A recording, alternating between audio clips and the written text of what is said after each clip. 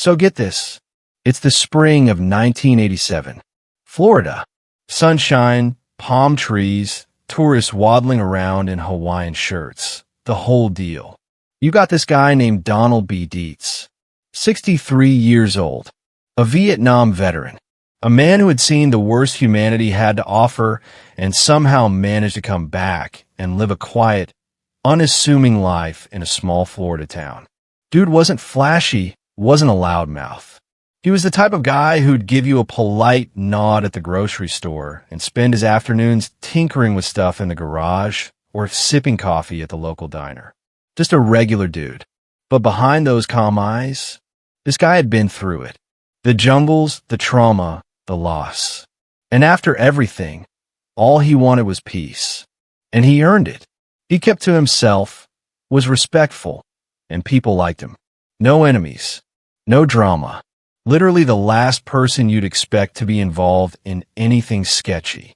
But on March 25th, 1987, everything changed. Donald tells someone he's heading out for a quick errand. Said he had to meet a friend. Nothing unusual. He drives off in his car like it's any other day. But then nothing. He doesn't come back. He doesn't answer the phone. No one sees him around town. It's like he just vanished. Now look, I know people go missing all the time. Sometimes they just walk away. Start a new life. But that wasn't Donald. This guy was grounded. Steady. He didn't flake out. And he sure as hell didn't ghost people. So when his car was found abandoned on the side of the road, red flags started flying. The doors were locked. Keys gone. No blood, no struggle, but something just felt off.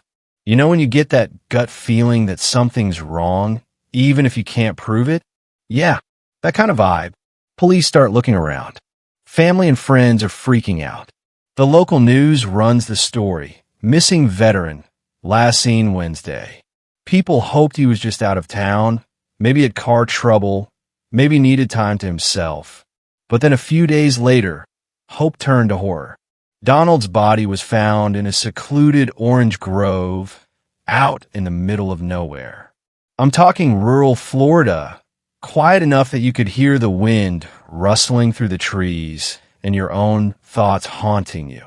Some farm workers came across the scene and immediately knew something was wrong. He'd been shot. Once. In the back of the head. Execution style. This wasn't a robbery. His wallet was still there. Nothing appeared stolen. Whoever did this wasn't looking for money. This was personal. Cold. Calculated. The kind of thing you see in mob movies where someone's got to be taken care of. Police start scrambling. Everyone's like, who the hell would do this? Because Donald Dietz? He didn't have beef with anyone. No shady dealings, no drama, no criminal record.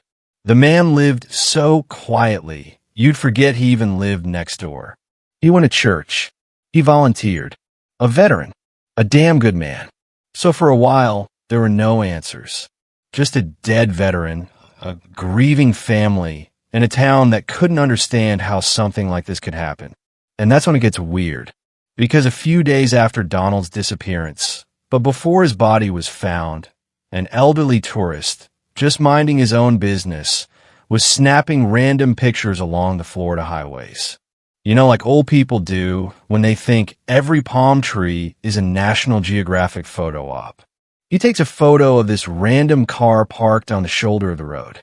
He doesn't think much of it. But later, after the murder is made public, he realizes something. That car in the picture? It looks like the one on the news. The one Donald Dietz was last seen driving. He takes it to the police.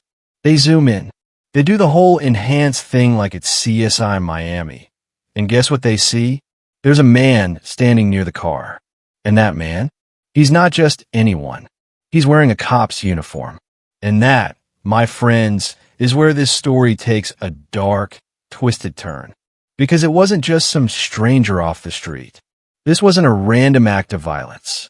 The man in that photo would turn out to be someone who had sworn to protect and serve. But instead, he executed a veteran. In cold blood. In an orange grove. And thought no one would ever find out. Until a tourist, with a camera and perfect timing, accidentally captured the truth. Now ask yourself, how many killers out there are hiding in plain sight, smiling, shaking hands, wearing a badge? And how many crimes would still be unsolved, if not for one blurry photo? Now here's the part that really messes with your head, because when it came to Donald B. Dietz, there was no clear motive. None. Zilch. Not a hint of why anyone would want him dead. I mean, this wasn't some guy caught up in shady business or running secret poker games out of his basement. This was a veteran, a quiet man, a man who minded his own damn business. So when the investigators started trying to piece it all together, the first thing they asked, like any sane person would, was, okay, who would want this guy dead? Because that's usually where you start, right?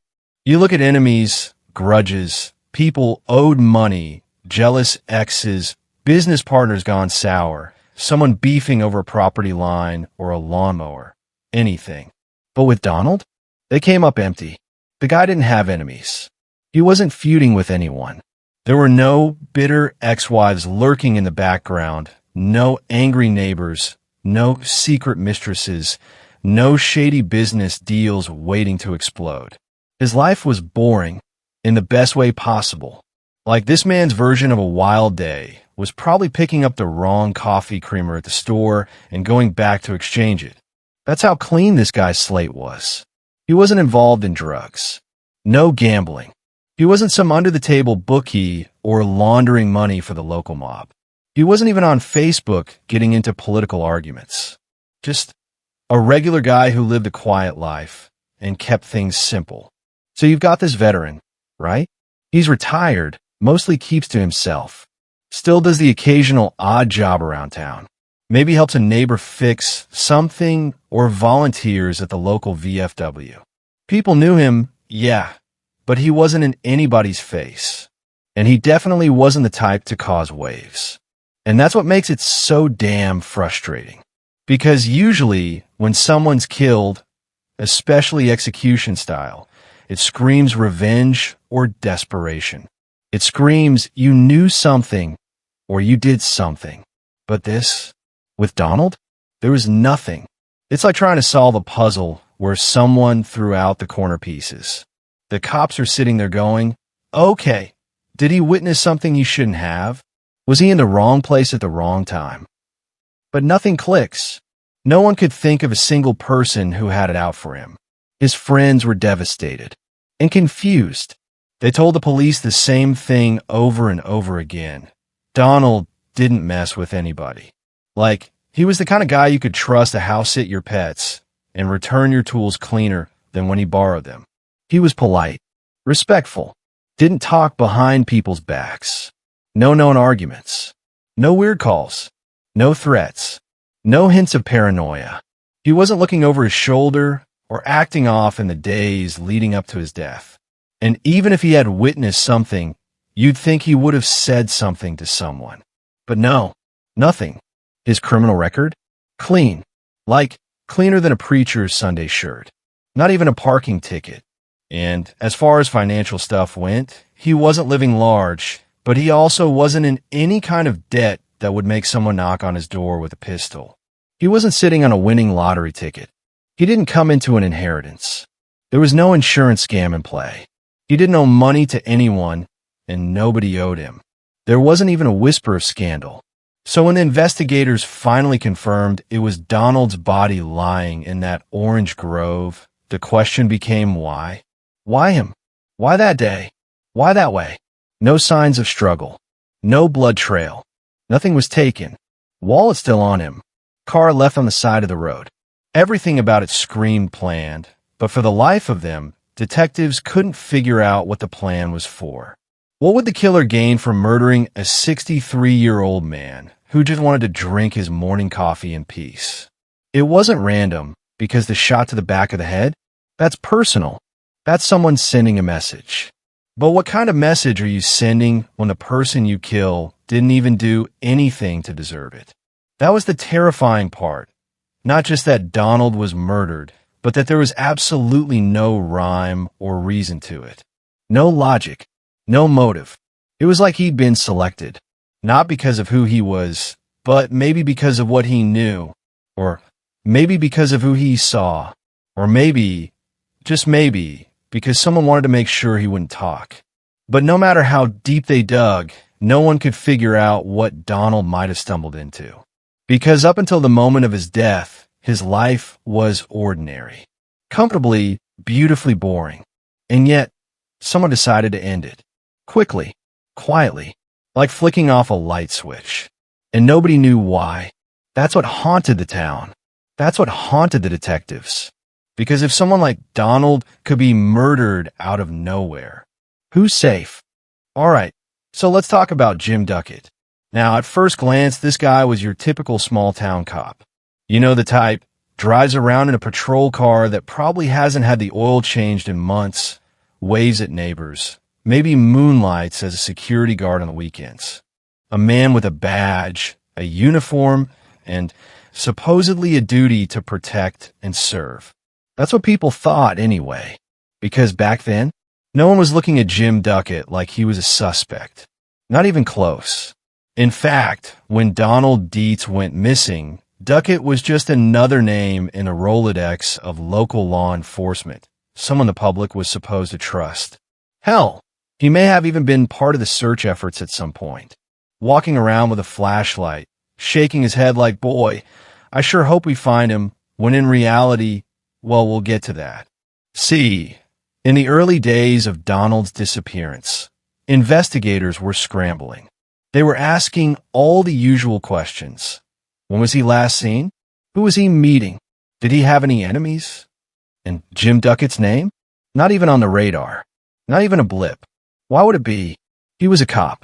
One of the good guys, right? But here's where things start to twist. Remember that photo?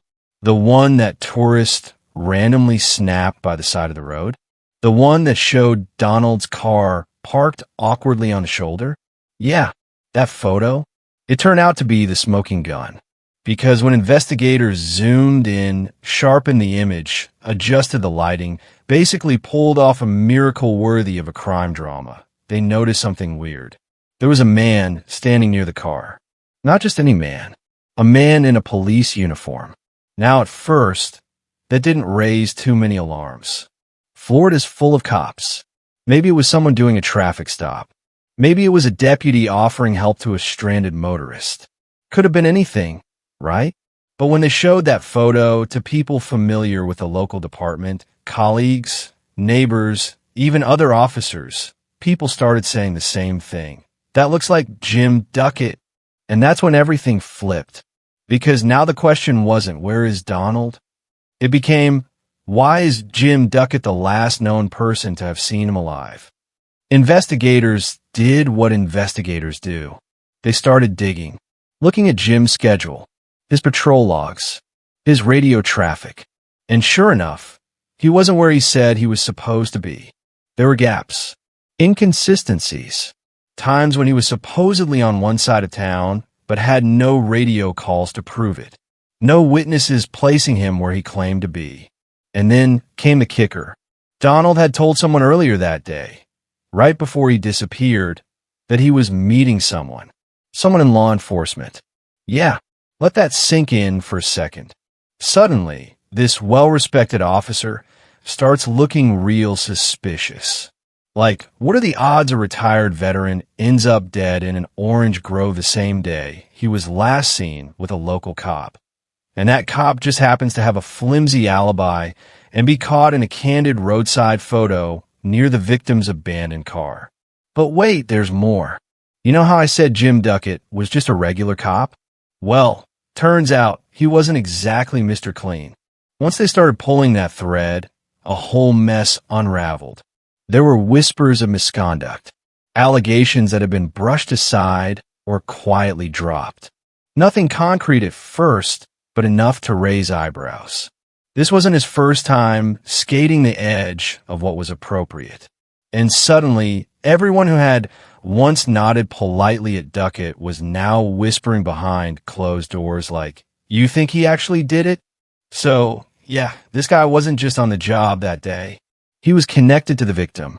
He had access, opportunity, and now, thanks to some random vacationer with a camera, circumstantial evidence putting him at the scene. At this point, investigators had to treat him like more than just a witness.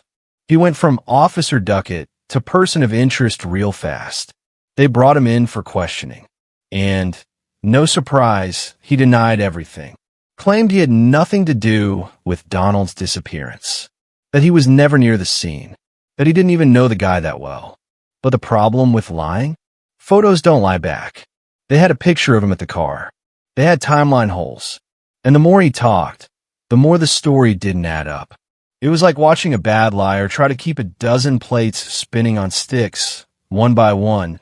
They all started crashing to the floor. And then came the final nail.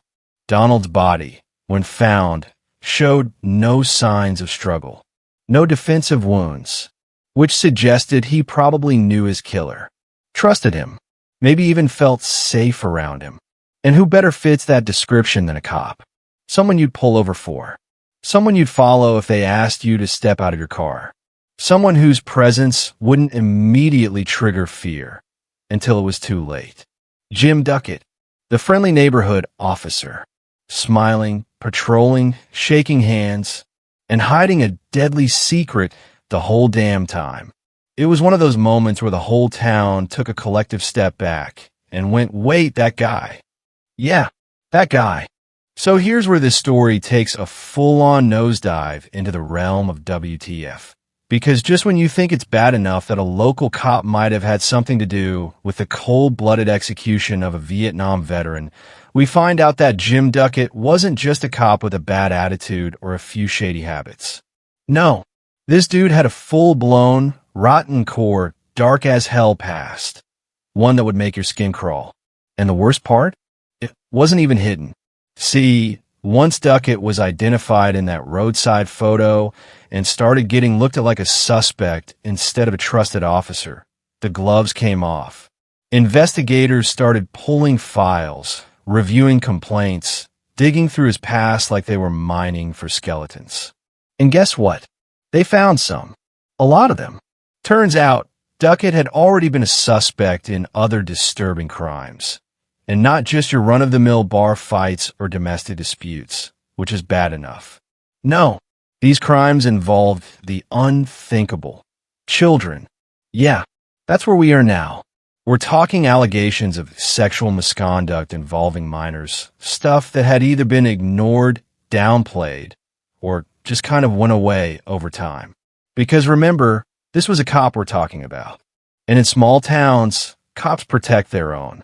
There's this whole thin blue line mentality where reporting on another officer is basically social suicide. You don't do it unless you're willing to lose everything. So a lot of people look the other way. Some didn't even want to believe it. They said things like, well, that's just rumors, or he's always been nice to me, as if that's some kind of litmus test for whether or not someone's capable of predatory behavior. But the accusations? They were there. And they were chilling. There was a young girl who came forward years earlier. Said Duckett had been grooming her. That he'd used his badge, his authority, to scare her into silence. He would drive by her house late at night. Park outside. And this wasn't just once or twice. It was frequent, constant, and calculated. Then another case surfaced. A different child. A different location. Same pattern. But in every instance, nothing ever stuck. Either the cases were dropped due to lack of evidence, or the families were pressured into silence. And remember, this was pre-internet, pre-body cams, pre-social media. If something didn't make it to the evening news or the local paper, it was as good as erased. The system was built to protect him, not hold him accountable. And Duckett? He knew it. He operated like a man who believed he'd never be touched. He had the badge, the uniform, the smile. He knew which doors would be closed for him and which whispers would be ignored. And the most messed up part? He thrived in that gray area. That no man's land between suspicion and proof. That space where people knew something was wrong, but had no idea how to stop it. There were reports that he used his patrols to check in on certain homes, homes with vulnerable single mothers or teenage daughters. He'd make himself seem helpful, harmless, like he was just looking out. But behind that badge was a predator, one who chose his targets carefully, one who knew exactly how to work the system, bend it, and hide behind it. So now, investigators aren't just looking at him for Donald Dietz's murder. They're realizing that this guy has been a problem for years, maybe even decades, and no one had the guts to take him down. Until now. And that's the thing, right? If Donald hadn't gone missing, if that photo hadn't been taken, if the media hadn't latched onto the case, Jim Duckett might have just kept going, kept patrolling, kept intimidating, kept hiding in plain sight. Because that's the scariest part of all this. The fact that a man with this much darkness in his past could walk around like he was just another good OL boy in uniform, taking coffee breaks, giving speeding tickets, smiling in parades, shaking hands at public schools. Meanwhile, behind the scenes, people were terrified of him. Whispers followed him everywhere. Some said he'd shown up at people's homes without calling first. Others said he'd lingered too long after asking questions, that he made certain girls uncomfortable. But every time someone tried to bring it up, the response was always the same. He's a cop. You're probably overreacting. And that's how he got away with it for so long. But now the cracks were showing. The mask was slipping. Donald Dietz's murder didn't just expose a killer. It blew the lid off of a legacy of predatory behavior that had gone unchecked for far too long. And finally, people started to see him for what he really was. Not a protector, not a peacekeeper, but a predator in a uniform. And the worst part? He was never hiding. He was always right there, waving, smiling, watching. It's 1987. We're in the sleepy little town of Mascot, Florida. One of those blink-and-you-miss-it places with orange groves on either side of the road, a diner that closes by 8 p.m., and more stray dogs at traffic lights. Not exactly the kind of place you'd expect a murder mystery to unfold, let alone one involving a cop. But that's exactly where the case of Donald Dietz went cold and eventually cracked wide open. And how did that happen?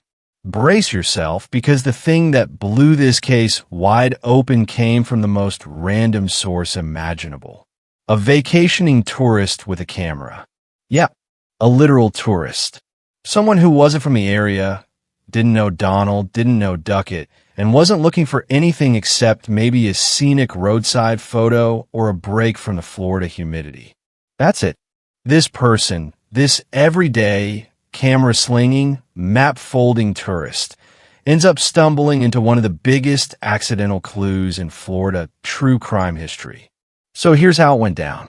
This tourist is cruising along a rural road, maybe checking out the orange groves, snapping pictures of the landscape, or just stretching their legs during a road trip. And at some point, they decide to pull over to take a picture. They aim their camera at the grove, click the shutter, and keep it moving. Nothing dramatic. No creepy vibes. No suspicious behavior that caught their attention. Just one snapshot. One freeze frame of a quiet roadside in Central Florida. Except, what they didn't realize was that they had just captured a ghost. Not literally, but what they did snap was the ghost of a crime in progress. In the background of that photo, barely noticeable at first glance, was a car. An abandoned car. Donald Dietz's car. Parked at an awkward angle just off the side of the road, like someone had left in a hurry or never intended to come back. And beside that car, a man. Not just any man, a man in a police uniform. Now keep in mind, this photo just sat there for a while. The tourists didn't think anything of it. They probably went home, got their film developed. Yeah, this is the 80s, remember, and tossed the photos in a box or an album with the caption Florida Trip. Meanwhile, back in Mascot, Donald Dietz was still missing. No sign of him. His body hadn't even been found yet. His car, discovered and logged by police, but there weren't any leads. Until someone, maybe the tourist, maybe a friend, realized something in that photo didn't look right. So the image ends up in the hands of law enforcement. And at first, it's just a curiosity. But when investigators really take a look at it, really look at it, they start seeing details that make their hair stand on end. Because suddenly, the timeline starts to shift. There's Donald's car, plain as day. There's a man standing next to it, wearing what clearly looks like a police uniform. And now, the question isn't, what is this photo? It's who is that cop? Now here's where it gets wild. When they start showing the photo around the department, hoping to identify the officer, a name keeps popping up, Jim Duckett. You remember him, the local officer who had a history of shady behavior, who'd been skimming below the radar for years. The guy no one even considered at first. But suddenly, there he is, caught like a deer in headlights, right next to the last known location of a missing man. And here's the kicker, Duckett never mentioned being there. He never said he interacted with Donald that day. In fact, his statements placed him elsewhere entirely. But now, there's a time-stamped photo saying otherwise. A photo that showed he was literally at the scene and never told anyone. Busted. That snapshot, that accidental, unaware, casually taken photo, went from vacation memory to smoking gun. Investigators were stunned. Because what are the odds, right? What are the chances that one random tourist, pulling over for a harmless photo, would unknowingly capture the most critical piece of evidence in a murder investigation? But it gets deeper. They brought the photo into forensics. They enhanced it, cleaned it up, zoomed in. And while you couldn't see the man's face in crystal clear detail, you could match the body language, the haircut, the posture, and most importantly, the uniform. And when all those details lined up with Jim Duckett, it was game over. It gave them cause. It gave them motive to dig further.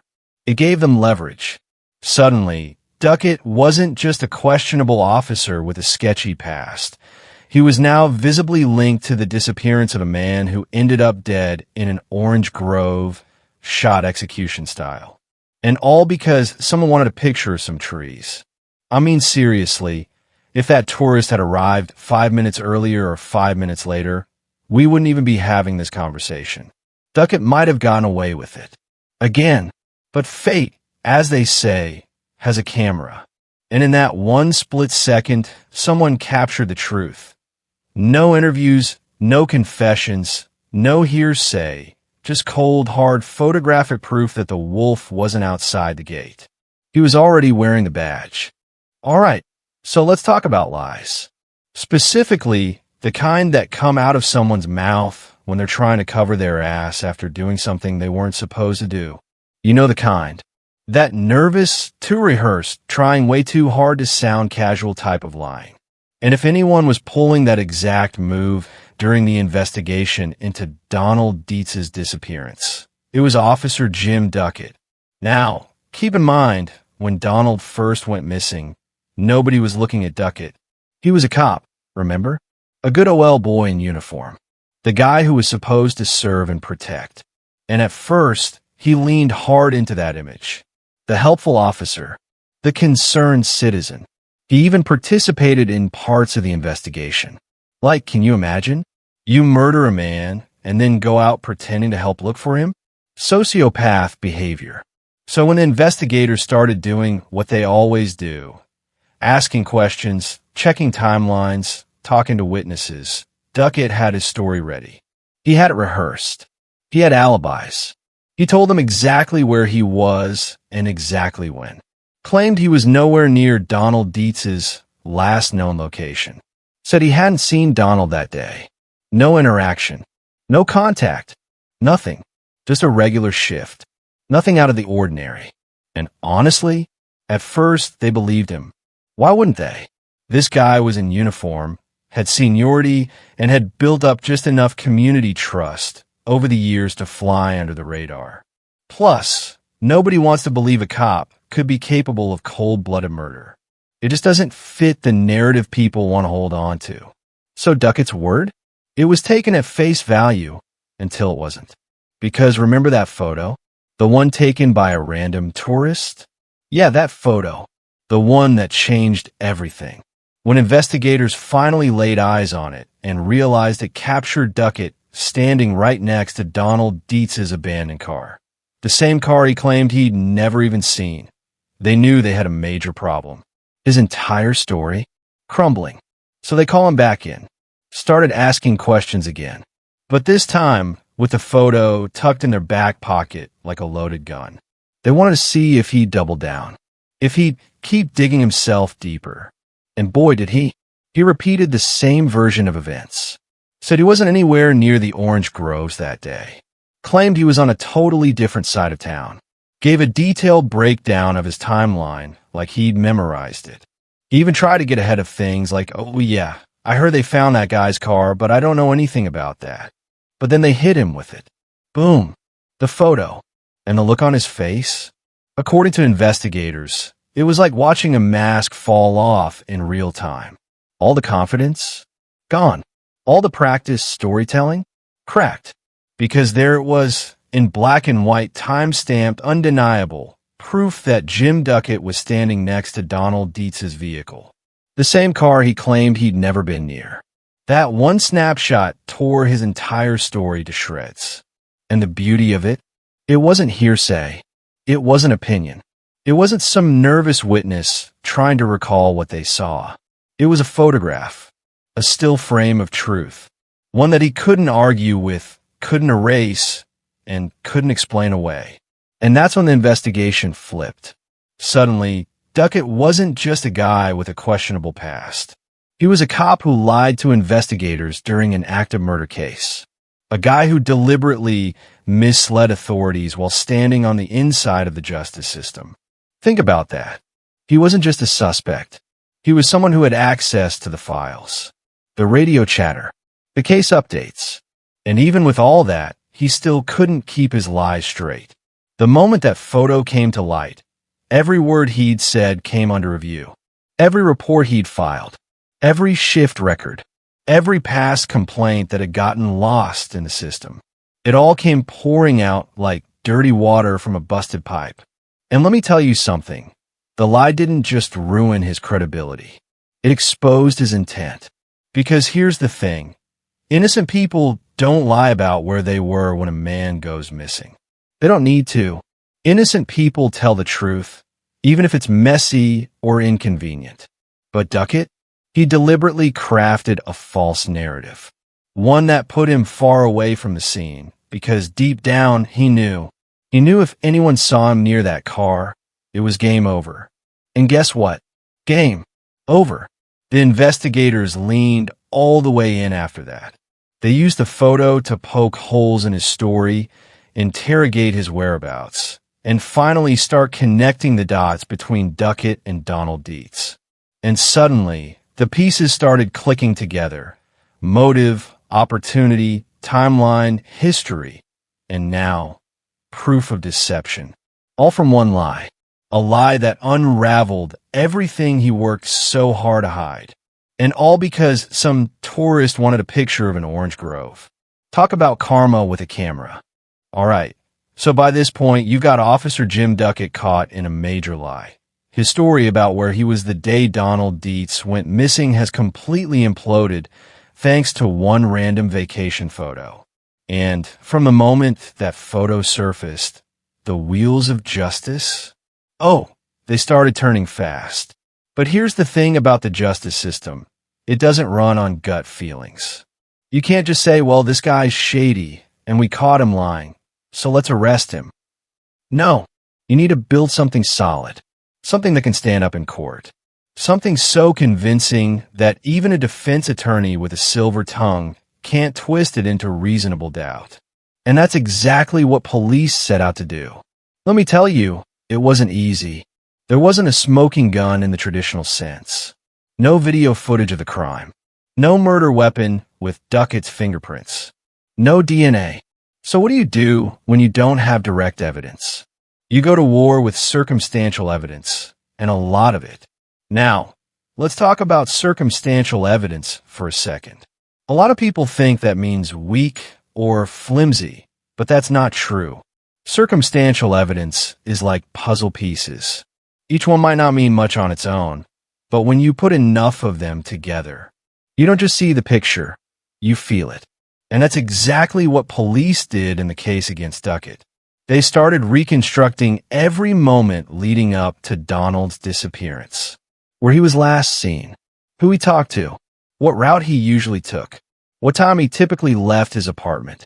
And slowly, they started tracing a path that led straight toward Duckett. Not physically, but logically. Let's talk motive for a second.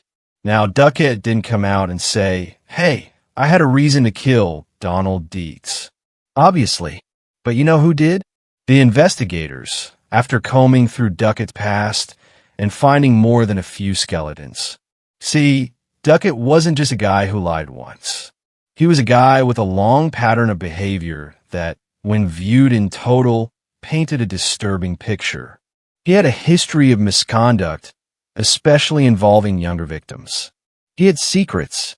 He had enemies. He had disciplinary issues swept under the rug. And here's the twist that really made people sit up. Donald Dietz had apparently started to ask the wrong questions. There were whispers that Donald, the kind of guy who paid attention and asked around, might have known something. Maybe he saw something. Maybe he heard something about Duckett that put him in danger. We don't know for sure, but the prosecution floated the theory that Donald became a threat to Duckett's already fragile grip on his badge and reputation.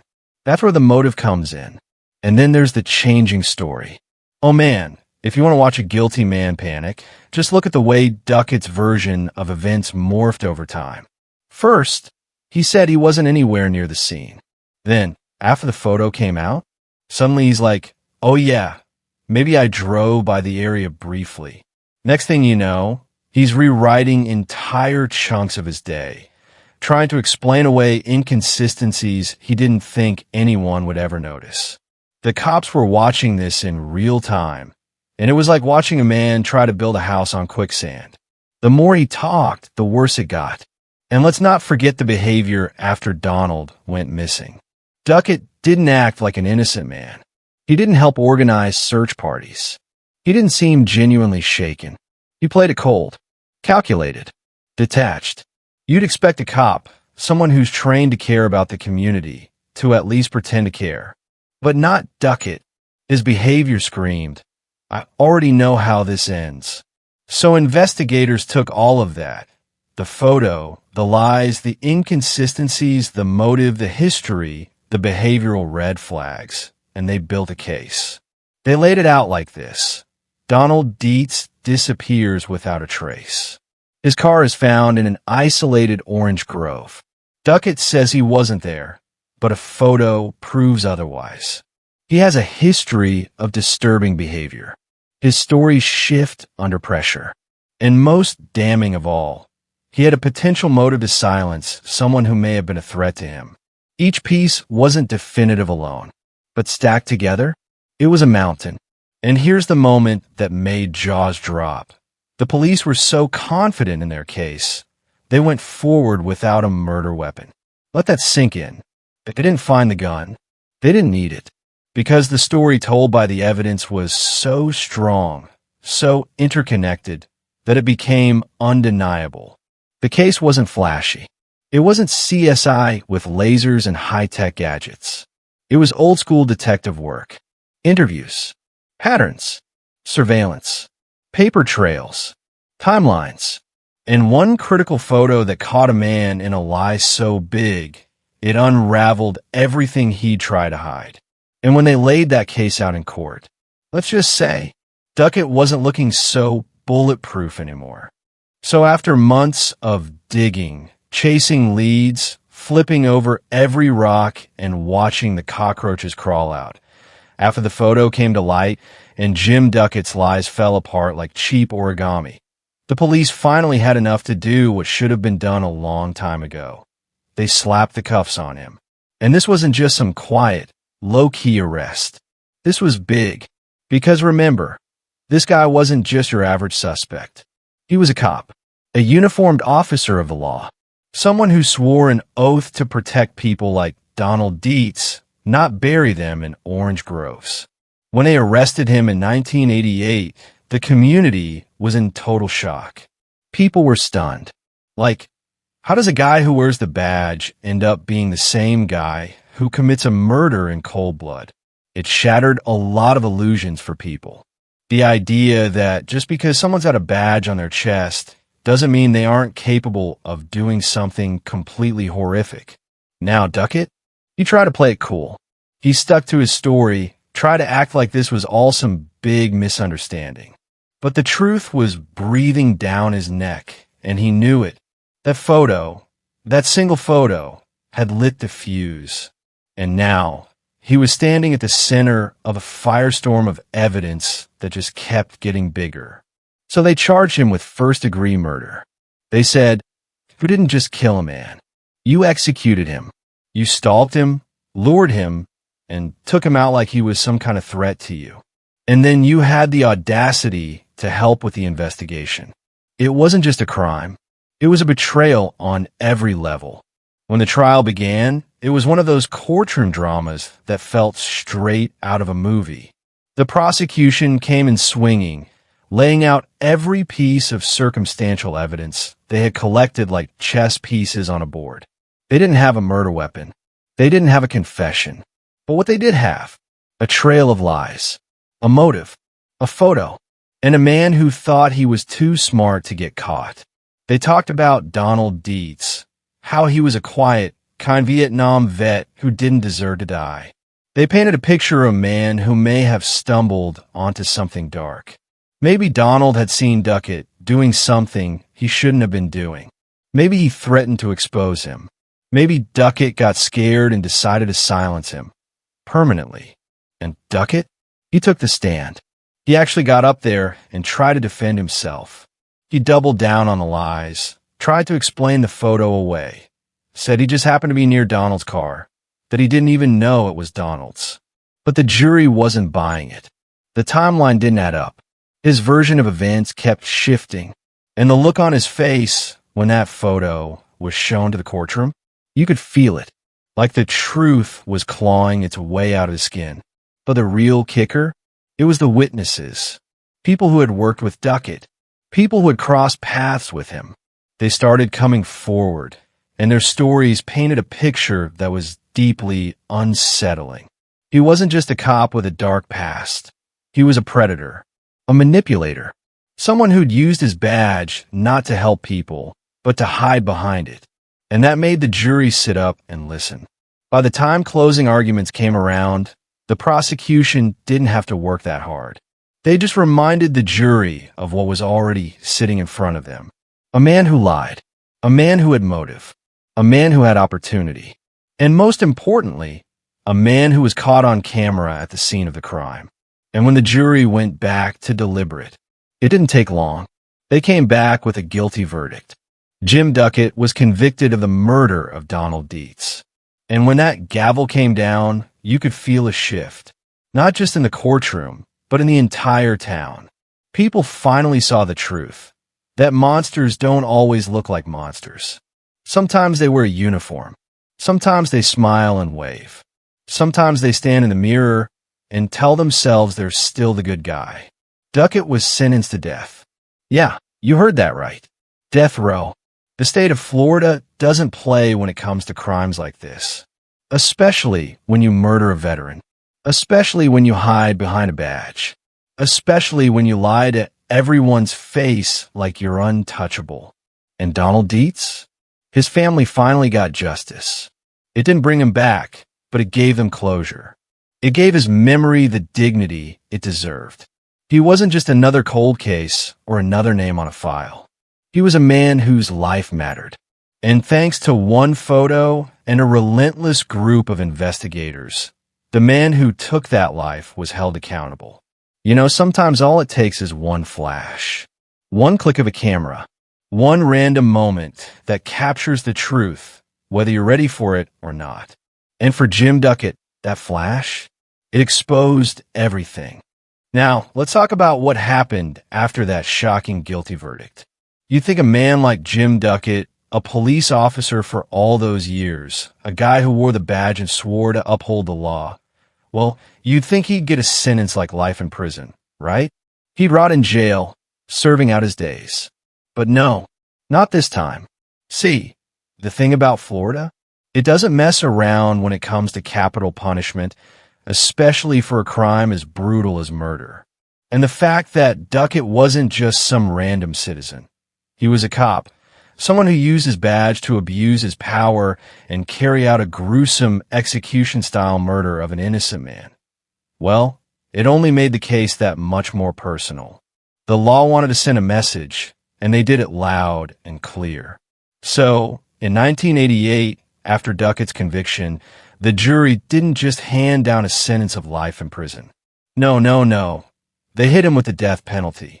That's right, death row. And when the judge announced that sentence, it wasn't just the courtroom that was stunned. It was the entire country. Because here's the thing.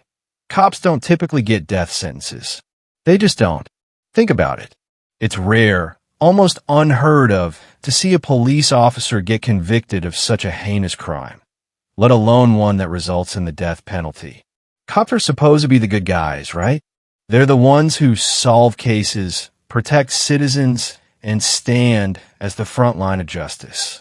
But here's a man who abused that very trust, who used his position to take the life of someone he probably thought was beneath him, someone he thought wouldn't dare expose the darker side of his life. Duckett's case? It wasn't just about justice for Donald Dietz. It was a shocking indictment of the system itself. The fact that this man could commit such a brutal crime and still wear a badge, still hide behind the very thing he was supposed to uphold, that shook people to their core. The law had to prove something. They had to show that no one was untouchable, not even someone who once held the power of the law in his hands. But here's where things get even more insane. Duckett wasn't just another death row inmate. He wasn't just a guy who'd slipped through the cracks and ended up in prison. He was now one of the few police officers in U.S. history to be sentenced to death. In fact, at the time, he was one of the only police officers to ever receive such a sentence, and one of the few to ever sit on death row. Can you imagine the irony? The man who spent his life telling others what to do, upholding the law, shackled to a prison cot now, in the same position he used to put criminals in. The man who swore an oath to protect and serve was now forced to rely on the very system he used to manipulate. But let's take a second to really let that sink in. A cop, an officer of the law, someone who had the trust and power of the state, was about to face the ultimate penalty. And this wasn't some isolated case. This was rare, a rarity that made national headlines. In a country where most police officers get sympathy, leniency, or just serve their time quietly in a cell, Duckett was about to face something far worse than anything he'd ever dealt out to others. A death sentence. His case drew intense media attention. People were fascinated. How could this happen? How could someone who's supposed to enforce the law end up so far on the wrong side of it? People asked the same question over and over. Was he just a bad apple in an otherwise good system? Or did Duckett's actions reveal something darker about the police culture itself? But the cold, hard truth was undeniable. The justice system had spoken. Duckett was guilty, and he would now pay with his life. No escaping it. No second chances. For the families of Donald Dietz and for the community, this was a victory. It wasn't a return to the life Donald had lost. It couldn't bring him back. But there was a sense of closure. The man who had taken everything from them, who had murdered a father, a brother, a friend, he was going to pay for what he did. And it was going to be final. But for Duckett, well, it was the beginning of a long road of appeals. Death row inmates don't usually sit there and accept their fate. And Duckett wasn't about to either. He fought back. He appealed his case. Over and over again. He tried to argue everything from his conviction to the fairness of his trial, to his supposed innocence. He claimed that the photo wasn't enough, that the jury was swayed by his reputation as a cop. He fought like hell to avoid the lethal injection that awaited him. And while the legal system went through its motions, the questions remained. How could it all have come to this? How did a man who was trusted with so much end up on death row? And the deeper you dug, the more disturbing it became. The system had failed in ways it wasn't supposed to. But still, Jim Duckett's sin stuck. Despite his appeals, despite the months and years that passed, he remained on death row, a grim reminder of how the system works when it truly seeks justice. Duckett was no longer just a disgraced officer. He was a convicted murderer, sitting in a cell, knowing that his final day was coming closer. And so, in 1988, Jim Duckett became one of the few police officers in the history of the U.S. to be sentenced to death. His story wasn't just a cautionary tale about one man's fall from grace. It was a stark reminder that no one is above the law, not even those who once wore the badge. You know, it's often said that the devil is in the details, and in the case of Jim Duckett, that couldn't have been more true. You see, people often think the big breakthroughs in cases come from huge, dramatic moments. Someone confesses, or the police find a bloody knife hidden in a suspect's backyard. But sometimes, the most significant moments come from the smallest, most random things. And in Duckett's case, it all started with a photo. Think about it. A vacationing tourist, just someone on a trip, minding their own business, snapping a few pictures, had no idea that the photo they took was going to be the very thing that cracked open a case that had stumped investigators for months. The tourist didn't know anything about Donald Dietz, didn't know Duckett, didn't even know there was a murder involved. But that one innocent snapshot, just someone capturing a scene in the wrong place at the wrong time, became the linchpin that exposed the hidden monster who had been lurking right under everyone's nose. Imagine the coincidence of that moment. The photo, which at the time probably seemed like nothing more than a random, innocent shot, ended up being the key that opened the door to a tangled mess of lies, corruption, and murder. A single image in a sea of mundane photographs. A chance encounter, a click of the camera, and boom, it exposed a deep, dark truth. And that's the point, right? How often do we overlook the small details in our lives? The little things that don't seem to matter at the time. A misworded sentence. A strange look. A detail that feels out of place. But when everything lines up, it's like a ripple effect. One small piece can send everything crashing down. In this case, that photo was more than just a moment in time. It was a glimpse of reality that Duckett never thought anyone would catch. A man who had spent years hiding behind a badge, abusing his power, and carrying out the cold-blooded murder of Donald Dietz. He thought he had gotten away with it. But one random photo, taken by someone who probably didn't even realize the significance, caught Duckett in the act of being somewhere he shouldn't have been. That was the tipping point that unraveled everything he tried to bury. And let's not forget the power of circumstantial evidence. It's easy to dismiss as weak, just a bunch of little things that don't seem connected. But when they start to pile up, those small details start to form a picture. A suspicious timeline, a shifting story, a history of disturbing behavior. All of those things mattered, but it was that one photo that tied it all together like the last piece of a puzzle that had been scattered across the floor for years. But here's the kicker. It wasn't just the photo itself that did the trick. It was the way everyone responded to it. The police, the prosecution, they didn't dismiss it. They didn't shrug it off as a coincidence. They didn't let the smallness of the detail make them overlook its significance. They embraced it. They followed it. They recognized that this little thing, this small piece of evidence, could change everything. And when you really stop and think about it, it's kind of poetic. The monster in this story wasn't some random guy lurking in the shadows. It was someone who had built a life around being trusted and respected. It was someone who wore the uniform and walked around like he was untouchable. He was the guy who used his badge to manipulate situations, control narratives, and get away with things that the average person would have never been able to. He was a master of concealment, a hidden monster living in plain sight. But in the end, it wasn't his authority or his power that saved him. It wasn't his lies or his ability to manipulate those around him. It was a simple photo, a random moment captured by an outsider who had no idea they were witnessing history. And that photo, that seemingly insignificant detail, was the thread that slowly unraveled a deeply disturbing truth. So yeah, this case highlighted the undeniable power of small details.